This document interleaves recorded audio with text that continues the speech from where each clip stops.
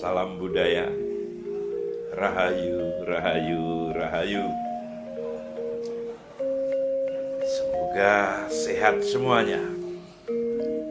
Berbicara tentang kain poleng. Kain poleng adalah kain yang berwarna hitam dan putih.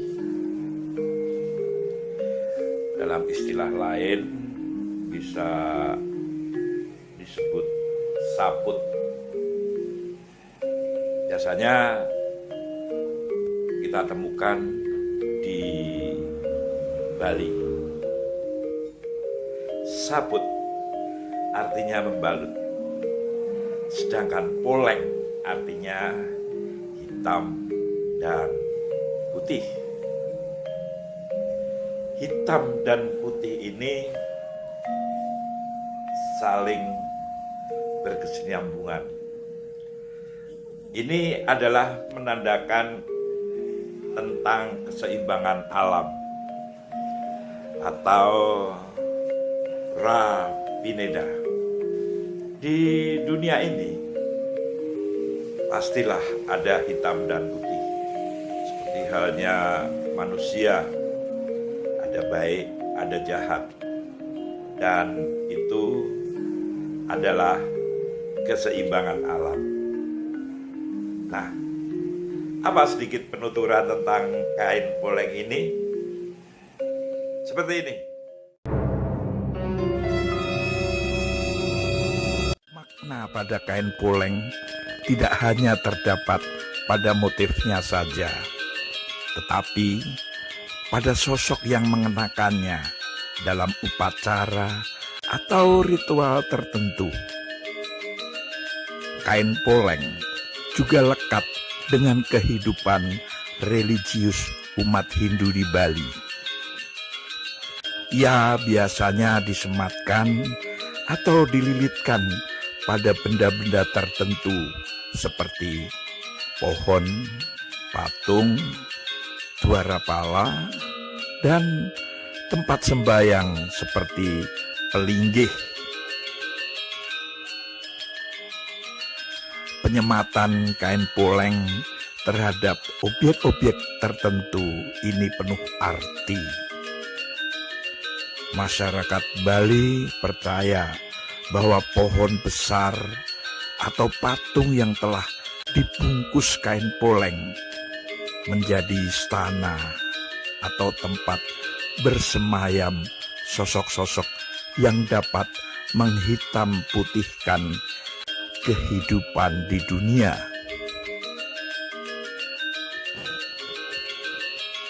Masyarakat juga menganggap bahwa pohon-pohon yang batangnya dililiti kain poleng merupakan pohon yang angker atau dalam bahasa setempat disebut tenget. Akhirnya kain poleng menjadi penanda bahwa pada area atau objek tertentu ada roh, para buta, atau penunggu.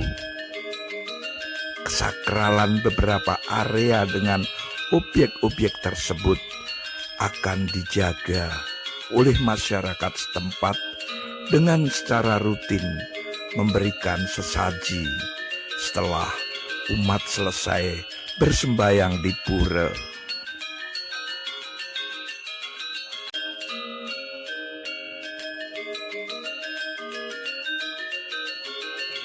Sementara lilitan kain poleng pada pepohonan besar memiliki dampak yang baik.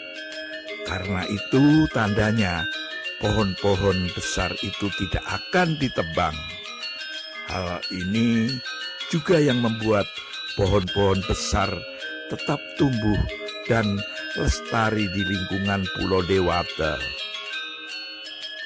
Terkadang kain poleng juga dililitkan pada area pekarangan rumah.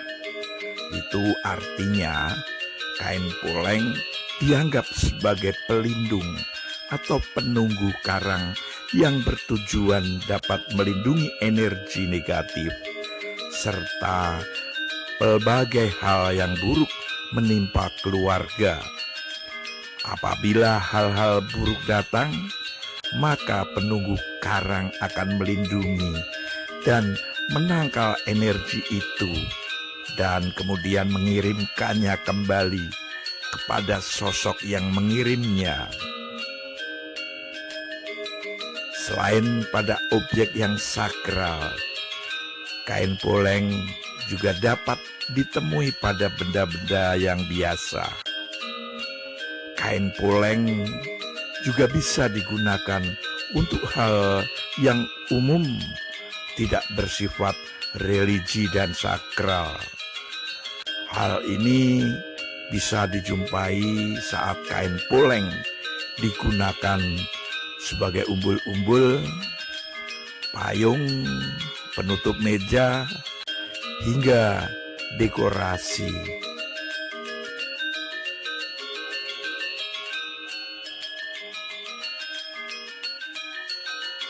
Penggunaan kain poleng pada benda-benda yang tak sakral biasanya dikolaborasikan atau ditambahkan dengan motif dan corak baru sehingga dikenal sebagai poleng anyar. Dalam kesenian tradisional Bali, kain poleng digunakan pada berbagai seni tari, drama, pewayangan. Contohnya pada pakaian atau kostum para penari tari kecak, kain poleng dipakai pada bagian kamen. Selain dalam seni, kain poleng biasanya dikenakan oleh para pecalang atau petugas keamanan di desa adat ketika sedang bertugas. Kain poleng atau saput poleng ini sudah dianggap sebagai seragam untuk para pecalang. Hal ini juga dituliskan dalam lontar Purwadigama yang menjelaskan bahwa sebaiknya seorang pecalang paling tidak menggunakan udeng khusus yang berbeda dengan udeng yang dipakai pejabat kerajaan. Menggunakan kamen atau kain dengan ujung yang menusuk ke tanah, mekampeh poleng, atau mengenakan kain poleng, dan lain-lain.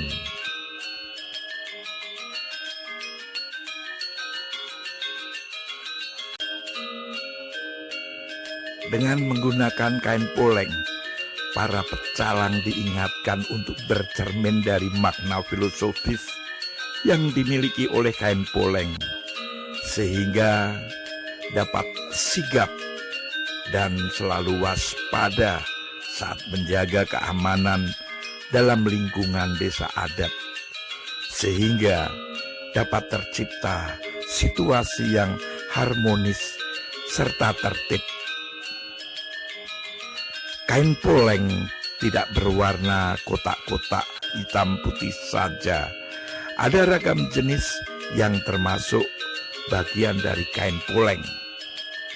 Pertama, kain poleng Rabineda, yaitu motif yang paling populer dan mudah ditemui dengan warna hitam dan putih.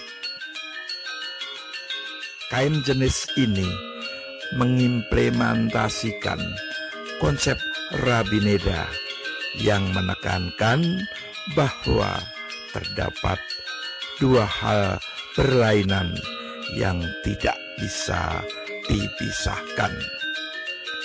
Kain jenis ini biasanya dikenakan oleh para pecalang agar diharapkan dapat membedakan antara tindakan benar dan salah, hingga perbuatan yang baik dan buruk.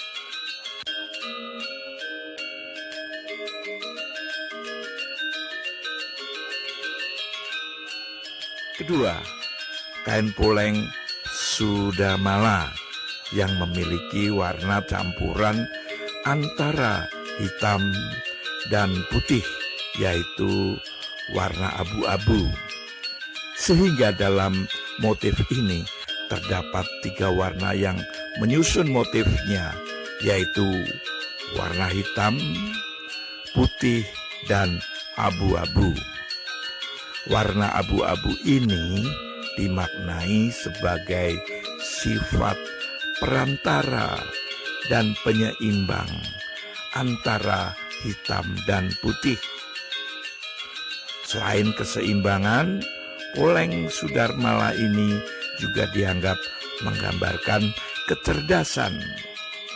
Alasannya, pengguna kain ini dinilai cerdas karena dapat berbicara, berpikir, dan berperilaku sesuai dengan ajaran Dharma dan membedakan antara benar dan salah, baik dan buruk. Ketiga, kain poleng Tridatu yang memiliki 3 warna penyusun, yaitu hitam, putih, dan merah. Ketiga warna ini dianggap menyimbolkan ajaran Triguna, yaitu ajaran tentang 3 sifat yang mempengaruhi manusia. Warna putih dianggap sebagai perlambang sifat ketenangan dan kebijaksanaan.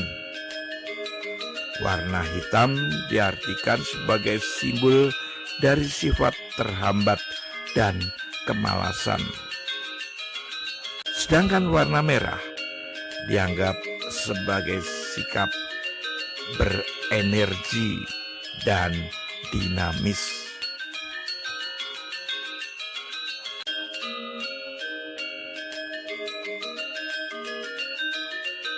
Ketiga warna ini juga dimaknai sebagai Dewa Trimurti yang dilambangkan dengan warna merah sebagai simbol penciptaan atau Dewa Brahmana. Warna hitam menyimbolkan pemeliharaan atau Dewa Wisnu, dan warna merah melambangkan peleburan atau Dewa Siwa.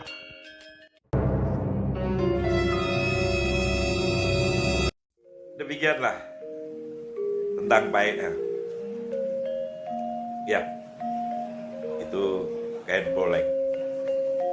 Selama manusia bisa menjaga keseimbangan hitam dan putih, baik dan buruk, maka alam ini tentunya akan harmoni. Sebab apapun itu, hitam dan putih tentunya pasti ada. Seperti halnya siang dan malam. Salam budaya, rahayu, rahayu, rahayu.